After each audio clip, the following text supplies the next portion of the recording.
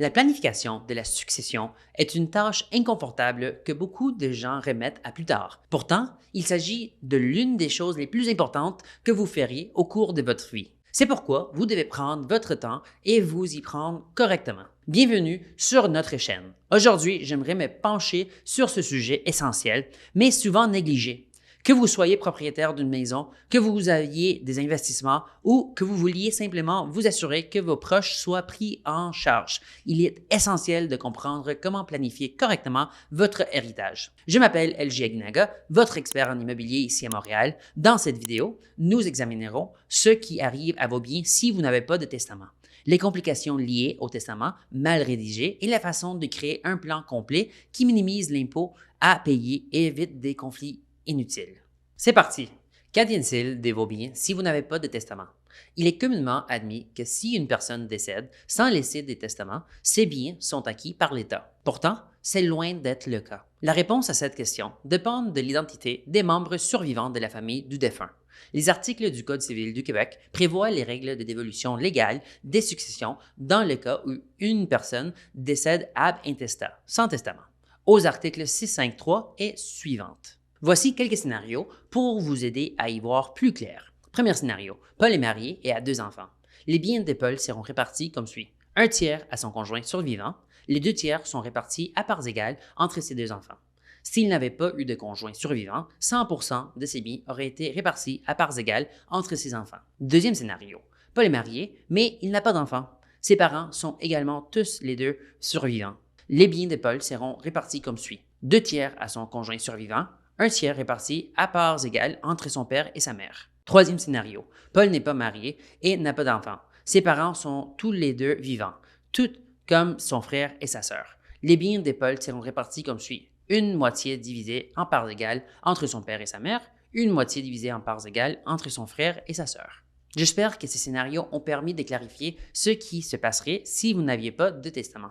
Maintenant, que se passe-t-il si votre testament n'est pas clair? Si le testament est signé devant un notaire de la province de Québec, il est rare que les volontés du testateur ou de la testatrice soient stipulées d'une manière qui n'est pas claire ou qui prête à confusion. Toutefois, si une clause ne peut être interprétée par un professionnel du droit, le tribunal sera appelé à intervenir. Comment rédiger un testament dans les règles de l'art? La meilleure chose à faire est de demander l'avis d'un professionnel ou d'un notaire. Au cas où vous ne le feriez pas, voici quelques conseils qu'un notaire m'a donnés pour vous aider à rédiger votre testament.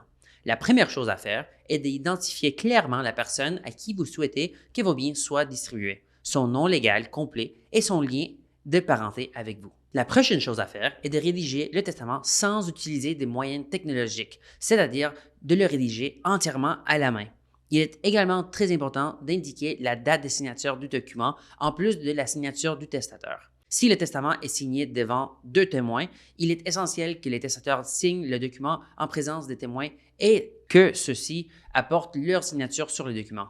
Il est important de prévoir des personnes qui remplaceront celles déjà nommées. Par exemple, si le testateur souhaite léguer tous ses biens à son conjoint, il est judicieux d'inclure une clause stipulant à qui les biens seront transmis au cas où le conjoint décéderait avant le testateur. Il sera difficile pour la succession si le testateur décide d'utiliser une formulation juridique pour rédiger son testament alors qu'il n'est pas un professionnel du droit. Le langage doit être concis et complet, même s'il n'a pas l'air sophistiqué. Il est essentiel de noter qu'un testament qui n'est pas signé devant un notaire québécois sera soumis à une vérification au décès du testateur. En d'autres termes, un tel testament n'entre pas en vigueur automatiquement comme le fait un testament notarié, mais plutôt par la demande d'homologation déposée à la Cour supérieure du Québec ou par un notaire du Québec. Quelles sont les obligations fiscales après le décès? Tout d'abord, il n'y a pas de droit de succession à payer par les héritiers lorsqu'ils reçoivent les biens du défunt. Toutefois, la loi considère que le défunt a vendu tous ses biens à leur juste valeur marchande immédiatement avant son décès, qu'il a encaissé tous ses REER, etc. Les successions du défunt, représentées par le liquidateur de la succession, seront alors tenues d'acquitter toutes les dettes du défunt avant la dévolution des biens à leurs héritiers. La dette à payer sous forme d'impôts varie en fonction des biens du défunt et de leur date d'acquisition. Il est donc conseillé de demander l'avis professionnel du comptable qui remplit les déclarations fiscales du défunt au cours des années précédant son décès. Un conseil que j'aime toujours donner aux gens est d'assurer que leur hypothèque est couverte par une assurance. Il est toujours bon de prendre une assurance qui couvrira au moins l'hypothèque de votre résidence principale en cas de décès. Pendant que votre famille est en deuil, le fait que la résidence familiale soit entièrement remboursée est une bénédiction que l'on ne saurait sous-estimer. C'est une chose de moins à laquelle ils doivent penser. Le concept suivant, lorsqu'on parle d'assurance, est celui de l'assurance vie. Si vous prévoyez des importantes conséquences fiscales à votre décès, une police d'assurance couvrant ces impôts est une excellente moyenne de protéger votre patrimoine et votre famille. Encore une fois, vous voulez minimiser les tâches supplémentaires qui leur sont imposées. Enfin, vous devez veiller à établir une communication claire avec les membres de la famille afin d'éviter tout problème une fois que vous serez parti. Après avoir parlé à quelques professionnels dans ce domaine, la surprise la plus fréquente à laquelle ils ont dû faire face était le peu d'informations dont disposait la famille sur les souhaits du défunt. Je ne peux pas croire qu'on me dise cela. Une communication claire est donc essentielle pour éviter de rendre cette période difficile encore plus pénible. Les émotions seront vives et une surprise de cette ampleur pour votre famille au moment où elle est le plus vulnérable serait trop difficile à gérer. Veillez à informer votre famille de ce qui est stipulé dans votre testament afin que le décès soit la seule mauvaise surprise à laquelle ils auront à faire face à ce moment-là.